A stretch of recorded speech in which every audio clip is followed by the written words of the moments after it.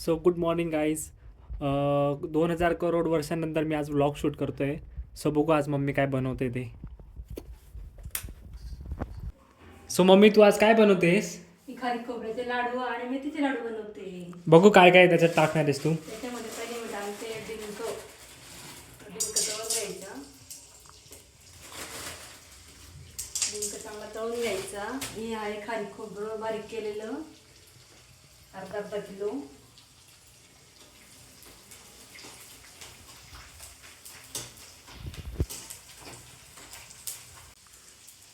So तोपर्यंत तुम्ही मम्माचा kitchen tour बघून घ्या.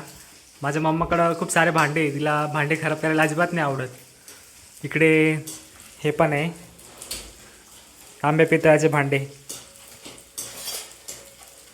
काय करणार मम्मी थोडा गोळा करून सांगतेस का मला? हां सांग ना. तांबा पितळ छान असतं घरात.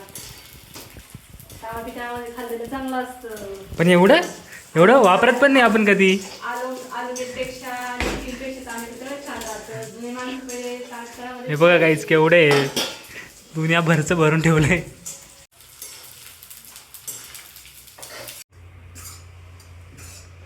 मी आधी घेतलंय खारी खोबरं बारीक करून. डिंक घेतला तळून ते पण बारीक करून घेणार आहे. बदाम काजू घेतले अर्धा किलो ते पण बारीक करून घेणार आहे. गव्हाचं पीठ अर्धा किलो ते पण भाजून घेणार आहे. सो मम्मा कुठपर्यंत आली प्रोसेस? इथं टाकलंय खारी खोबरं बारीक करून. त्याच्यामध्ये टाकलंय गव्हाचं पीठ भाजून.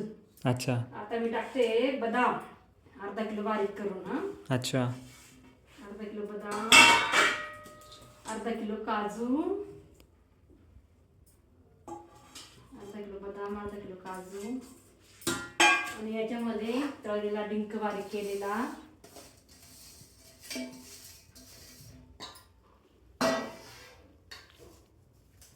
तो मम्मा तू काय करतेस आता? मी आता घेतलं 1 किलो तेल आणि 1.5 किलो गूळ घेतला आहे. दोघं पण मिक्स करून घेणार आहे. आणि दोघांचा एकजीव झाल्यानंतर मिश्रण वरतून देणार आहे. सो काय तेल आणि गोड मिक्स आहे.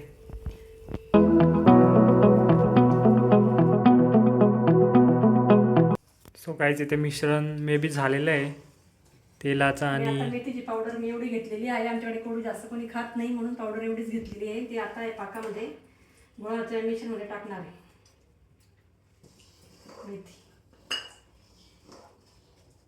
मेथी पण पावडर टाकून झालेली आहे गुळामध्ये तेलामध्ये. पावडर चांगलीशी मिक्स करून घ्यायची.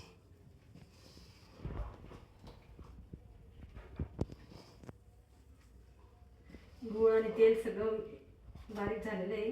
एकजीव झालाय त्याच्यामध्ये मेथीची पावडर टाकून दिली. मेथीची पावडर किती टाकली आई? वाटी सपाट वाटी टाकली. काहीच ते मिश्रण मम्मी आता ते सारणमध्ये टाकते. तुम्ही बघू शकतात किती मस्त डिलिशियस बनतंय.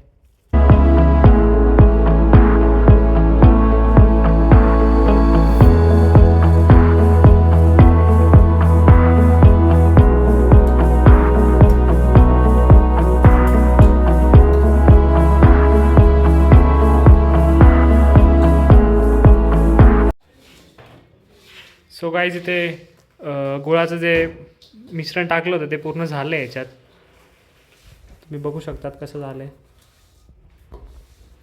गूळ तेल मेथी टाकलेली सगळं मिक्स झालेलं आहे. आता लाडू बांधायला तयार. मिक्स करून मिश्रण तयार झालेलं आहे. आता आपण लाडू बांधूया. सो बघू शकतात तुम्ही असं. बघू शकता आता तुम्ही किती सगळं एकत्र केलेलं आहे. तेल टाकून गूळ सगळं मिक्स झालेलं आहे. आता लाडूची तयारी चालेल.